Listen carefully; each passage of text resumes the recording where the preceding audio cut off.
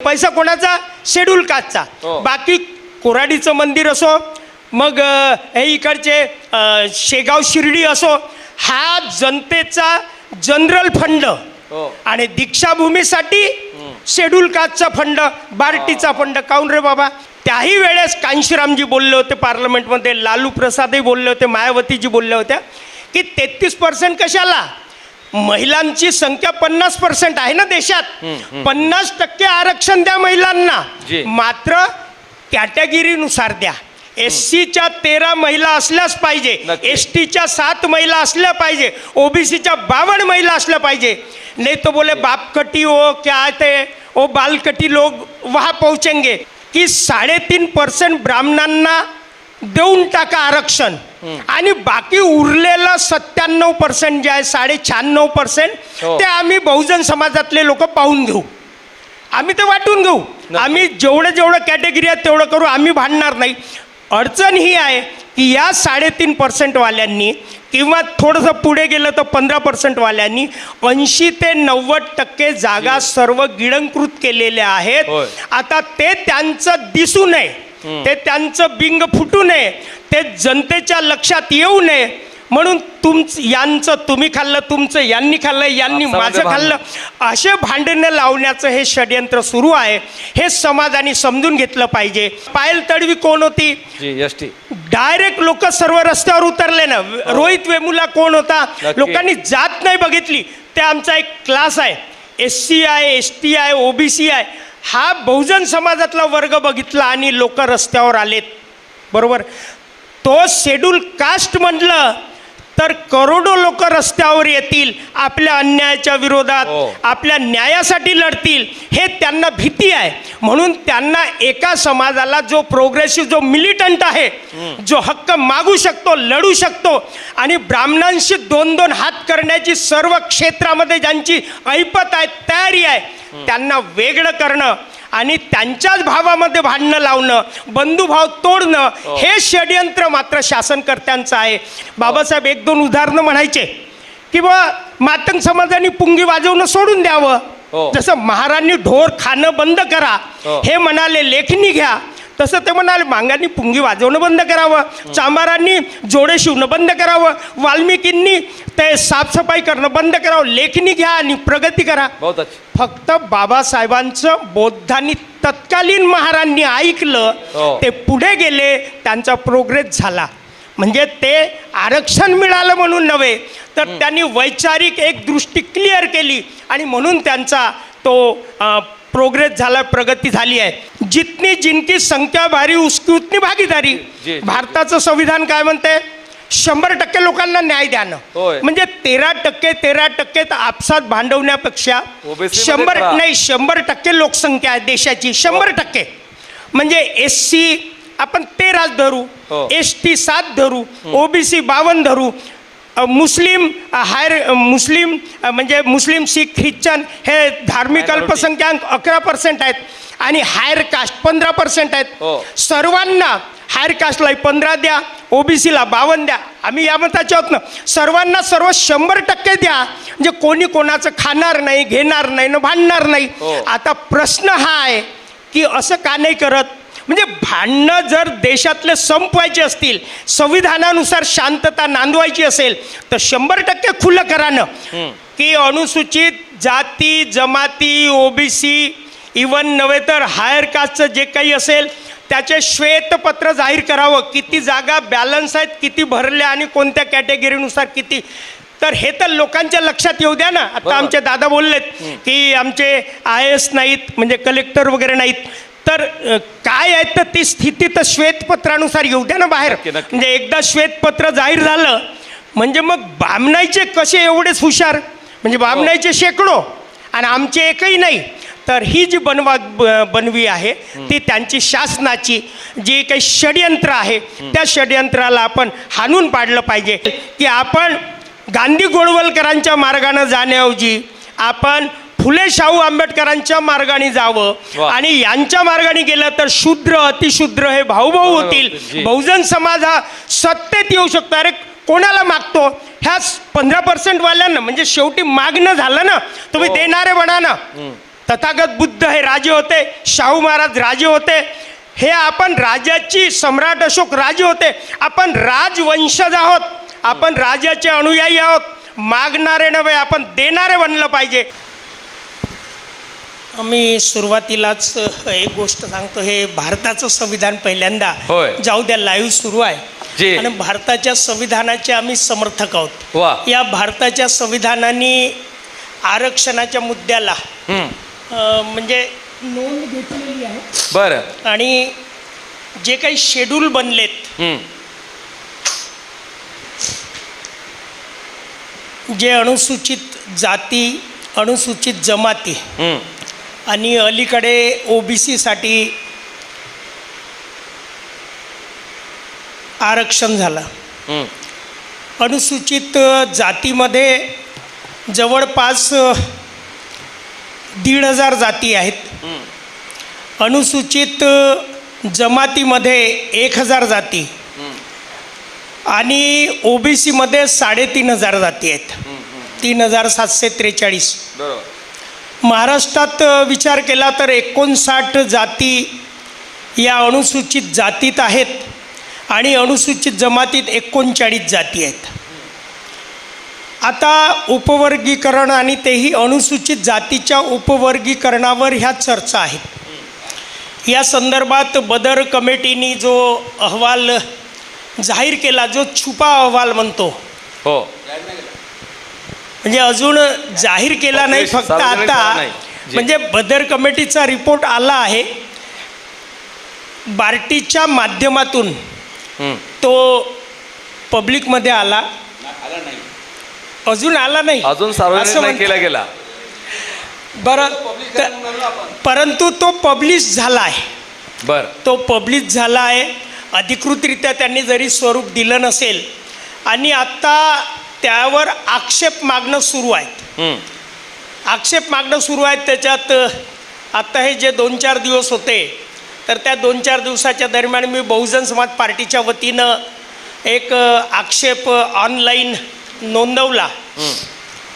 शासनातले सर्व जे काही शासकीय प्रशासकीय प्रमुख आहेत त्या सर्वांना राज्याच्या, कारण हे राज्याच्या संदर्भात आहे, राज्यातल्या शासकीय प्रशासकीय प्रमुखांना याच्या प्रती पाठवल्या.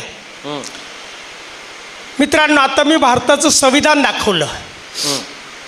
बाबासाहेब आंबेडकर हे संविधानाचे रक्षक होते. अनुसूचित जातीच्या रक्षणासाठी जर काही असेल तर हे संविधान आहे.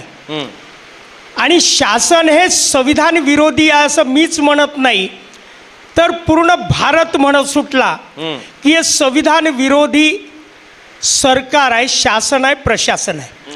आता प्रश्न हा पडतो की हे संविधान विरोधी शासन, अनुसूचित जाती जमाती विरोधी शासन, ओबीसी विरोधी असलेलं शासन, बहुजन विरोधक असलेलं शासन, यांना अचानक रातून कसा पुडका आला की यांना काहीतरी दिलं पाहिजे, शेड्यूल कास्टमधले काही लोक वंचित आहेत त्यांना आपण दिलं पाहिजे. तर हे अचानक यांना स्वप्न कसं आलं, हा पुडका कसा आला, याचा आपण शोध घेतला पाहिजे. मित्रांनो, 59 जाती आहेत. आता आमचे पुरण मेश्राम साहेबांनी यावर काही कायदेशीर बाबीचा प्रकाश टाकला.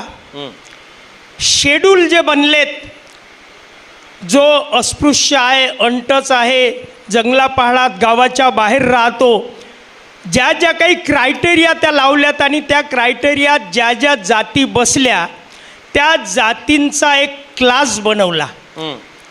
आणि ह्या 1,500 जाती भारतात आहेत. महाराष्ट्रात 59 आहेत. हे जाती म्हणून यांना संरक्षण नाही, यांना जे संरक्षण आहे ते शेड्यूल म्हणून आहे, तो एक वर्ग म्हणून आहे.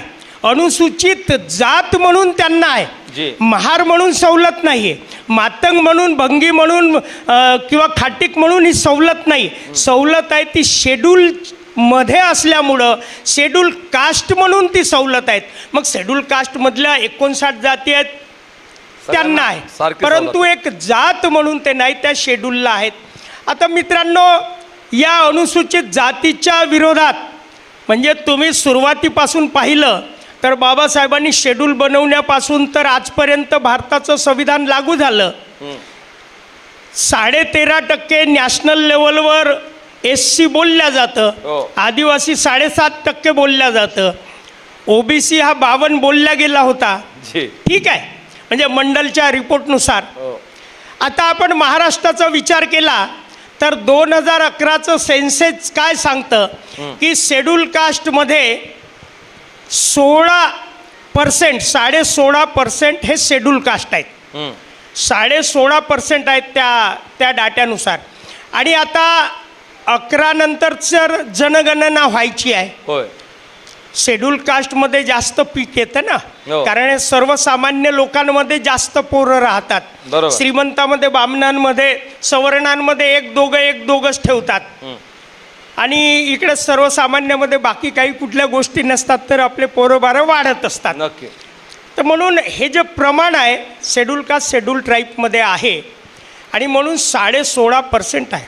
आता महाराष्ट्राचा जो डाटा आहे, मी आत्ता हे जे घेतल्यानुसार तर ज्या काही जागा आहेत 4,78,082 शासकीय पदं आहेत. 4,78,082 हे 2011चा आकडा आहे.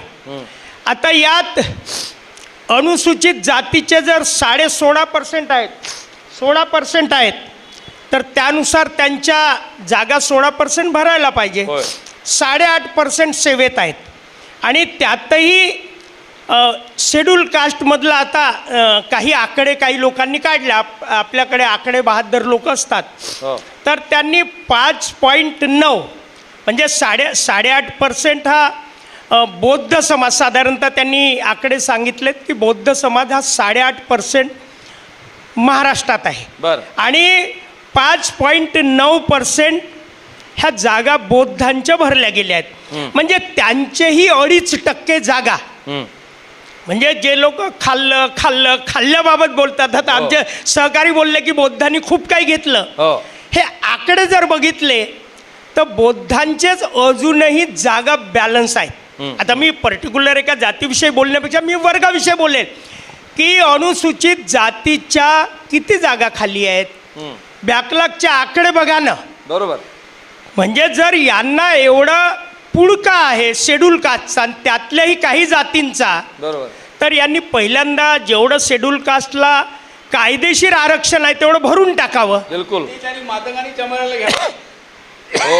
नक्की त्यात त्यांनी तर पूर्ण भरावं. आणि यांनी केलेल्या सूचनेनुसार जेवढं बॅलन्स असेल तेवढं सर्व बॅलन्स उर्वरित जो वंचित समाज आहे 59 जातीतला त्या सर्वांना घ्यावं अशी आमची खरंच सूचना आहे. मी त्या दिवशी ते आमच्याकडे एक TV 18 वाले आले होते, त्यांना मी हा मुद्दा नक्कीच सांगितला की त्यात घ्यावं. याला कोण अडवलं आहे, परंतु यांना ते करायचं नाही. यांना जर आरक्षण भरायचं असतं तर मग आता जजेस वगैरे, आता हे जे बोललेत, जजेसमध्ये तर बिना परीक्षेनंच भरता येतात ना जागा. कॉलेजियम सिस्टीम आहे ना. मग तिथे घ्या 2-4 चांबारांना, 2-4 मांगांना, 2-4 चर्मकारांना, भंगींना घ्या, 2-4 ते खाटीक आहेत त्यांना घ्या ना. तुम्हाला कोणी रोखलं? अरे तुमच्या हातात आहे ना ते, आणि देणारे तुम्हीच आहात ना. मग याच्यात आम्ही म्हणणार काय तिथं जज हा दुसरा नाही भरायचा बरं, असं काही म्हणणार का? म्हणजे जे तुमच्या हातात आहे ते तुम्ही करणार नाही आणि इकडे सांगणार बघा बरं तुमच्याशी भांडणं लावायला. तर हे संघाचा मनुवाद्यांचा डाव आहे, हे लक्षात घ्या. एक दुसरं असं की बौद्धांची, मग तो तुमचा सेकंड राऊंडमध्ये बोलूया, सेकंड राऊंड येईल बोलूया.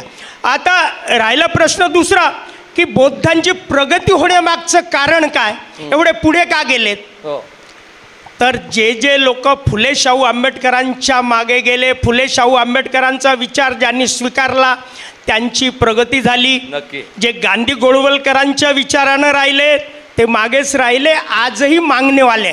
बाबासाहेब 1-2 उदाहरणं म्हणायचे की बा मातंग समाजाने पुंगी वाजवणं सोडून द्यावं, जसं महाराजांनी ढोर खाणं बंद करा हे म्हणाले, लेखणी घ्या, तसं ते म्हणाले मांगांनी पुंगी वाजवणं बंद करावं, चांभारांनी जोडे शिवणं बंद करावं, वाल्मिकींनी ते साफसफाई करणं बंद करावं, लेखणी घ्या आणि प्रगती करा. बहुत अच्छा. फक्त बाबासाहेबांचं बौद्धांनी तत्कालीन महारांनी ऐकलं, हो. ते पुढे गेले, त्यांचा प्रोग्रेस झाला. म्हणजे ते आरक्षण मिळालं म्हणून नव्हे, तर त्यांनी वैचारिक एक दृष्टी क्लिअर केली आणि म्हणून त्यांचा तो प्रोग्रेस झाला, प्रगती झाली आहे. मी या निमित्ताने या प्रसंगी एक दोन गोष्टी सांगेल की हे जे षडयंत्र आहे, शासकीय षडयंत्र आहे, जे ह्या शासकीय षडयंत्रापासून आपण सावध राहिलं पाहिजे. कारण जेवढं एक तुम्हाला करायचं असेल, आता हेच कशाला बोलायचं शेड्यूल कास्ट शेड्यूल ट्राप, जितनी जिनकी संख्या भारी उसकी उतनी भागीदारी. जी. भारताचं संविधान काय म्हणते? 100% लोकांना न्याय द्यानं. होय. म्हणजे 13% तर आपसात भांडवण्यापेक्षा OBC मध्ये 100% लोकसंख्या आहे देशाची, 100%. म्हणजे SC आपण 13 धरू, हो. ST 7 धरू, OBC 52 धरू, मुस्लिम मुस्लिम म्हणजे मुस्लिम, शीख, ख्रिश्चन हे धार्मिक Minority. अल्पसंख्याक 11% आहेत आणि हायर कास्ट 15% आहेत. हो. सर्वांना हायर कास्टला 15 द्या, OBCला 52 द्या. आम्ही या मताचे आहोत ना, सर्वांना सर्व 100% द्या, म्हणजे कोणी कोणाचं खाणार नाही, घेणार नाही न भांडणार नाही. हो. आता प्रश्न हा आहे की असं का नाही करत? म्हणजे भांडणं जर देशातले संपवायचे असतील, संविधानानुसार शांतता नांदवायची असेल, तर 100% खुलं करा ना. ज्या 3.5% लोकांसाठी 10% मागे आर्थिक दुर्बल म्हणून हो. दिलं की नाही त्यांनी, एका मोठं दिवसात रातून त्यांनी निर्णय घेतला ना. हो. कोणाची मागणी होती? आता प्रश्न आहे की ब्राह्मणांना 3.5, दुसरा हा मी 100%चा मुद्दा सांगितला. हो. दुसरा एक असा मुद्दा आहे की 3.5% ब्राह्मणांना देऊन टाका आरक्षण, आणि बाकी उरलेलं 97% जे आहे, 96% हो. ते आम्ही बहुजन समाजातले लोक पाहून घेऊ, आम्ही ते वाटून घेऊ, नक्की. आम्ही जेवढं कॅटेगरी आहे तेवढं करू, आम्ही भांडणार नाही. अडचण ही आहे की या 3.5% वाल्यांनी किंवा थोडंसं पुढे गेलं तर 15% वाल्यांनी 80 ते 90% जागा सर्व गिळंकृत केलेल्या आहेत. होय. आता ते त्यांचं दिसू नये, ते त्यांचं बिंग फुटू नये, ते जनतेच्या लक्षात येऊ नये म्हणून यांचं तुम्ही खाल्लं, तुमचं यांनी खाल्लं, यांनी आपसामध्ये माझं खाल्लं, असे भांडणं लावण्याचं हे षडयंत्र सुरू आहे. हे समाजाने समजून घेतलं पाहिजे. आपण एक वर्ग म्हणून, कारण SC म्हटलं, आता सांगितलं पायल तडवी कोण होती, जी ST. डायरेक्ट लोक सर्व रस्त्यावर उतरले ना. रोहित वेमुला कोण होता? नक्की. लोकांनी जात नाही बघितली. ते आमचा एक क्लास आहे, SC आहे, ST आहे, OBC आहे, हा बहुजन समाजातला वर्ग बघितला आणि लोक रस्त्यावर आलेत. बरोबर. तो शेड्यूल कास्ट म्हटलं तर करोडो लोक रस्त्यावर येतील, आपल्या अन्यायाच्या विरोधात, हो. आपल्या न्यायासाठी लढतील, हे त्यांना भीती आहे. म्हणून त्यांना एका समाजाला जो प्रोग्रेसिव्ह, जो मिलिटंट आहे, जो हक्क मागू शकतो, लढू शकतो, आणि ब्राह्मणांशी 2-2 हात करण्याची सर्व क्षेत्रामध्ये ज्यांची ऐपत आहे, तयारी आहे, त्यांना वेगळं करणं आणि त्यांच्याच भावामध्ये भांडणं लावणं, बंधुभाव तोडणं, हे षडयंत्र मात्र शासनकर्त्यांचं आहे. आणि म्हणून या निमित्तानं मी हे सांगेल की आपण गांधी गोळवलकरांच्या मार्गाने जाण्याऐवजी आपण फुले शाहू आंबेडकरांच्या मार्गाने जावं. वा. आणि यांच्या मार्गाने गेलं तर शूद्र अतिशूद्र हे भाऊभाऊ होतील. जी. बहुजन समाज हा सत्तेत येऊ शकतो. अरे कोणाला मागतो? ह्या 15% वाल्यांना. म्हणजे शेवटी मागणं झालं ना, तुम्ही हो. देणारे बना ना. तथागत बुद्ध हे राजे होते, शाहू महाराज राजे होते, हे आपण राजाची, सम्राट अशोक राजे होते, आपण राजवंशज आहोत, आपण राजाचे अनुयायी आहोत. मागणारे नव्हे, आपण देणारे बनलं पाहिजे. आणि देणारे बनण्यासाठी SC ST OBC हा 85% बहुजन समाज आहे. उत्तर प्रदेशात बहन मायावतीजीच्या नेतृत्वात जेव्हा सरकार बनलं, हो. त्या देणाऱ्या बनल्या आणि सर्वांना देणं सुरू केलं. नक्की. तिथलं कुठे काही बॅकलॉग नाही. म्हणजे तुम्हाला घरं द्यायला कुठे आहे अडचण आहे? आता इथं झोपडपट्ट्या, म्हणजे जे सरकार आता नोकरीवरच बोलतं ना, हो. अन्न, वस्त्र, निवारा, आरोग्य आणि शिक्षण, हे देण्याची ड्युटी कोणाची आहे? सरकारची आहे. झोपडपट्ट्यात कोण राहतं? आम्हीच राहतो. हो. त्या झोपडपट्ट्यात आणि सरकारच म्हणते जी आर की 12 वर्ष जो ज्या जागेवर राहिला ती जागा त्याच्या मालकीची. हो. 40-40, 50-50 वर्षापासून नागपुरात अनेक झोपडपट्ट्या आहेत. त्या झोपडपट्ट्यांचा पट्टा द्यायला यांच्या का बापाची काही जाते का? याच्या बापाची जमीन आहे का ती? अरे आमची जमीन आहे ना ती. नक्की. जो राहील त्याची वाहील त्याची शेतीनं राहील त्याचं घर जे म्हणतो, जो जमीन सरकारी हो जमीन हमारी आहे. Yes. मग आम्ही ज्या जागेवर राहतो ते जागा द्यायला काय अडचण आहे? साधा पट्टा देऊ देऊ म्हणणारे आमचे हे देवा भाऊ पासून तर नितीन रावापर्यंत सर्व म्हणजे बातोकेच भूत आहेत. अच्छा. ते बातोके भूत आहेत. आणि म्हणून आज काल परवा दीक्षाभूमीच्या बाबत एक मुद्दा आला. सहज म्हणजे एका मिनिटात मी ते संपवतो. मुद्दा आला की हम बहुत कुछ देंगे, पैसा देंगे. पैसा कोणाचा? शेड्यूल कास्टचा. हो. बाकी कोराडीचं मंदिर असो, मग हे इकडचे शेगाव शिर्डी असो, हा जनतेचा जनरल फंड. हो. आणि दीक्षाभूमीसाठी शेड्यूल कास्टचा फंड, बार्टीचा फंड. काऊन रे बाबा?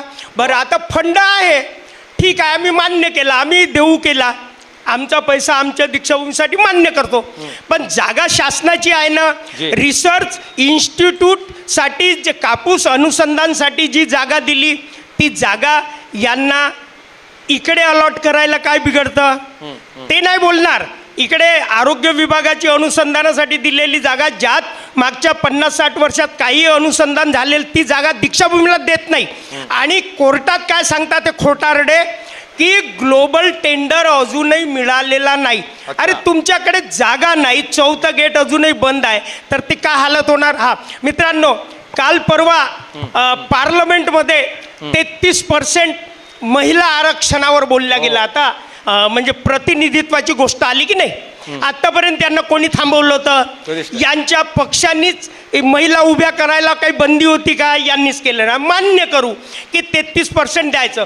त्याही वेळेस कांशीरामजी बोलले होते पार्लमेंटमध्ये, लालू प्रसादही बोलले होते, मायावतीजी बोलल्या होत्या की 33% कशाला? महिलांची संख्या 50% आहे ना देशात. 50% आरक्षण द्या महिलांना, मात्र कॅटेगरीनुसार द्या. SCच्या 13 महिला असल्याच पाहिजे, STच्या 7 महिला असल्या पाहिजे, OBCच्या 52 महिला असल्या पाहिजे. नाही तो बोले बापकटी हो क्या ते ओ बालकटी लोग वहाँ पहुँचेंगे. म्हणण्याचं तात्पर्य हे की तुम्हाला जर खरंच तुमच्यात कथनी आणि करणीत फरक नसेल, तुम्हाला वाटत असेल की देशाचंही भलं व्हावं आणि समाजाचं भलं व्हावं, तर प्रातिनिधिक स्वरूपात पहिल्यांदा एक तर श्वेतपत्र जाहीर करावं. मी 2 गोष्टी सांगतो की अनुसूचित जाती जमाती, OBC, इवन नव्हे तर हायर कास्टचं जे काही असेल त्याचे श्वेतपत्र जाहीर करावं. किती जागा बॅलन्स आहेत, किती भरल्या आणि कोणत्या कॅटेगरीनुसार किती. तर हे तर लोकांच्या लक्षात येऊ द्या ना. आता आमचे दादा बोललेत की आमचे IAS नाहीत, म्हणजे कलेक्टर वगैरे नाहीत. तर काय आहे तर ती स्थिती तर श्वेतपत्रानुसार येऊ द्या ना बाहेर. म्हणजे एकदा श्वेतपत्र जाहीर झालं म्हणजे मग बामणाईचे कसे एवढेच हुशार, म्हणजे बामणाईचे शेकडो आणि आमचे एकही नाही. तर ही जी बनवी आहे ती त्यांची शासनाची जी काही षडयंत्र आहे त्या षडयंत्राला आपण हाणून पाडलं पाहिजे. एवढंच मी या प्रसंगी बोलतो. चर्चा रंगते आहे, एक एक मुद्दा बाहेर या ठिकाणी येतो आहे. आणि आता या महाचर्चेमध्ये शेवटचे 2 मिनिटाचे विषय ठेवण्यासाठी मी उत्तमजी शेवडे साहेबांना विनंती करतो. बसपा मीडिया प्रभारी आहे सर, थोडक्यामध्ये मांडणी करा. वेळेचं बंधन मला सुद्धा आहे, आपल्याला कार्यक्रम संपवायचा आहे. मित्रांनो, आता वेळ अगदी शेवटच्या टप्प्यात आहे, म्हणून 2 मिनिटात 1-2 गोष्टी. कारण आरक्षणाविषयी, उपवर्गीकरण कशासाठी तर आरक्षणासाठी पाहिजे. आणि आरक्षण हे फक्त सरकारी विषयी बोलल्या जातं. म्हणजे ज्या काँग्रेसनी किंवा BJPनी, म्हणजे हे सर्व हे तिथून आलं ना. म्हणजे आता यांनी सांगितलं 70, 75, 68 पासून मान्य करू आपण, परंतु तेव्हापासून कालपर्यंत काँग्रेस होती, आज भाजपा आहे. भाजपा आणि काँग्रेसमध्ये काही अंतर नाही. इकडचे लोक तिकडे, कारण ते एका विचारधारेतले एका माळेतले मणी आहेत. जेव्हा आरक्षणामध्ये हा वर्ग मोठ्या प्रमाणात इन्क्लूड व्हायला लागला. यांनी 1990ला खाजगीकरण LPG आणलं आणि खाजगीकरणात या शासकीय जागेपेक्षा जास्त जागा हे प्रायव्हेटायझेशन झालं. बरोबर. म्हणजे नागपुरात एक GMC IGMC आपण डॉक्टरचा विचार करू तर एक मेडिकल कॉलेज आहे, एक इंदिरा गांधी मेडिकल आहे आणि जवळपास इथं 200 जागा आहेत. 1-2 मिनटासाठी 200 डॉक्टर इथून निघतात. म्हणजे 400 डॉक्टर शासकीयमधून आणि त्यातलं 13% घेतलं तर 25 डॉक्टर म्हणजे शासकीय कोट्यातून मेडिकल आणि मेओ मेडिकल जे आहेत तिथून 25 डॉक्टर शेड्यूल कास्टचे निघतील. 250 डॉक्टर कोण निघतील, 200मधले ते अन्य निघतील. त्याच्यासोबत दुसरा एक फंडा यांनी वापरला की जेवढे खाजगी कॉलेज याच्यापेक्षा जास्त आहेत, जवळपास 1,500-2 हजार मेडिकलचे डॉक्टर दरवर्षी निघू शकतील एवढ्या जागा असलेले प्रायव्हेट मेडिकल कॉलेज आहेत, तिथं आरक्षण नाही. म्हणजे यांना एवढा जर पुडका आहे तर एक शासकीय जागेच्या आरक्षणाविषयी बोलतात, प्रायव्हेटमध्ये खाजगीकरणात आरक्षण अजूनही दिलेलं नाही.